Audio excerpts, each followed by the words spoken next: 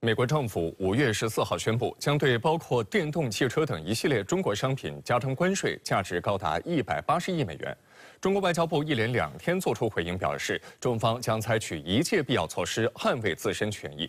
外交部发言人华春莹通过社交媒体发文讽刺拜登出尔反尔。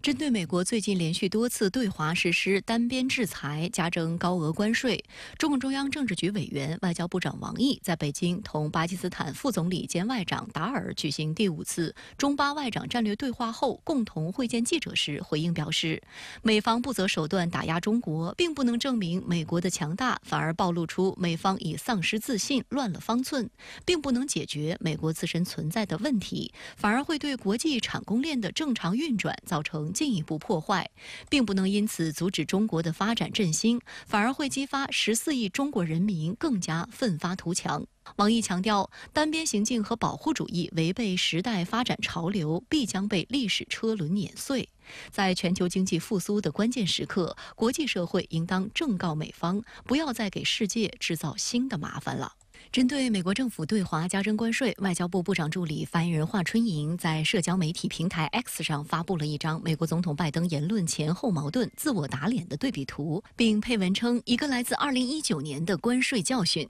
2019年6月，拜登曾在社交媒体平台上发文，对时任美国总统特朗普针对中国进口商品征收关税的举动进行了抨击。拜登当时写道：“特朗普连最基本的事实都没有搞明白，他以为此举是在让中国为关税买单。但任何一个经济学新生都会告诉你是美国人在为此买单。然而到了今年5月14号，拜登却宣布对中国电动汽车等产品加征关税，并扬言决心确保美国在这些领域占据世界领先地位。 对于美方举动，中国商务部、外交部连续发声，表示强烈反对。在15号的外交部例行记者会上，发言人汪文斌再次批评美方是错上加错，中方将采取一切必要措施捍卫自身权益。美方继续将经贸问题政治化，进一步增加对华关税，是错上加错，只会显著推升进口商品成本，让美国企业和消费者承担更多的损失。 令美国消费者付出更大的代价，美方的保护主义举措也将对全球产供链的安全稳定造成更大破坏。汪文斌还表示，多位欧洲的政要表示，加征关税是破坏全球贸易的下策，敦促美方切实遵守世贸组织的规则，立即取消对华加征关税措施。 当地时间14号中午，拜登宣布对一系列中国进口商品征收新的关税，受关税影响的贸易产品总额约180亿美元，将于今年至2026年分阶段生效。 而特朗普也借机蹭热度。当天，他在纽约出席封口费案庭审后，批评拜登没有更早对自中国进口的商品采取更多行动，而且必须对除电动汽车之外的商品加征关税。特朗普还鼓吹自己曾多次提出建议，但拜登就是不听。对于特朗普的说法，拜登也予以回击。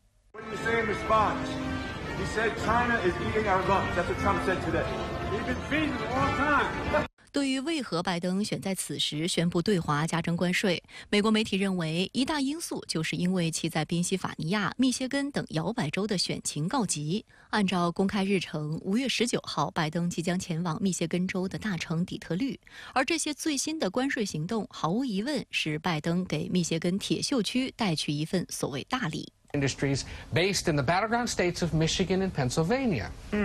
Adds to the political aspects of this. It's a major reversal for President Biden, who 4 years ago strongly criticized tariffs that then President Donald Trump had imposed on China, but then he left them in place, and now he's only expanding them. And we should note, 新增对华关税的负面效应之一是将打击美国零售业。美国全国零售联合会对此强烈反对，呼吁拜登取消关税，否则美国消费者将会继续与通胀进行斗争，并为高额关税买单。美国学者认为，拜登政府的新关税政策糟糕，再一次将政治目的凌驾于本国利益之上，是与其竞选对手特朗普进行的一场通往保护主义深渊的竞赛，必将重创美国消费者。 日前，英国政府声称逮捕了来自于香港的所谓特工，指控他们是间谍。驻英国大使郑泽光强调，英方编造所谓案件，污蔑香港特区政府，中方提出严正交涉，警告英方停止政治操弄，不要在破坏中英关系的危险道路上越走越远。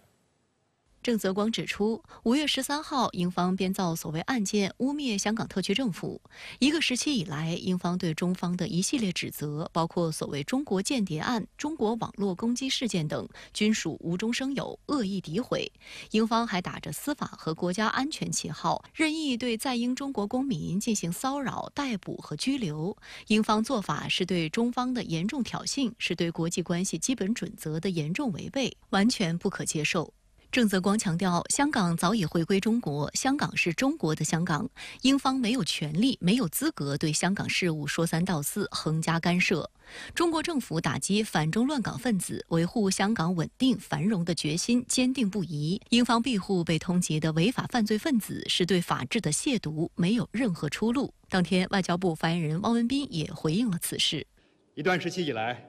英方不停炒作所谓中国间谍案、中国网络攻击事件等，这一系列指责纯属无中生有、恶意诋毁，不可接受。对这种打着司法和国家安全的旗号搞政治操弄的卑劣行径，中方坚决反对。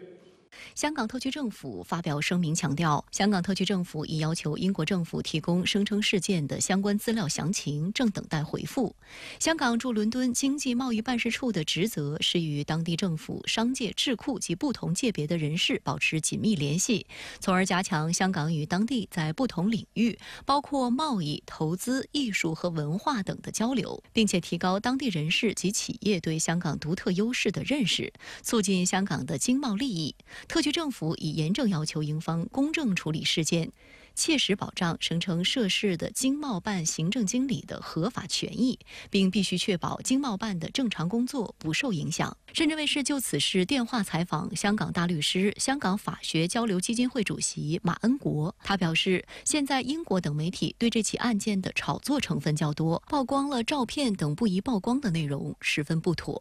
咁樣咧就違反咗呢個無罪推定嘅一個原則，呢個無罪推定嘅原則亦都係聯合國同埋歐洲人權公約裏邊嘅呢一個對人權嘅保障。马恩国建议，由于大肆炒作，3名被告已经无法得到公平审讯，3名被告的辩护律师可以以此为理据，向当地法院申请永久终止聆讯，进而终止检控。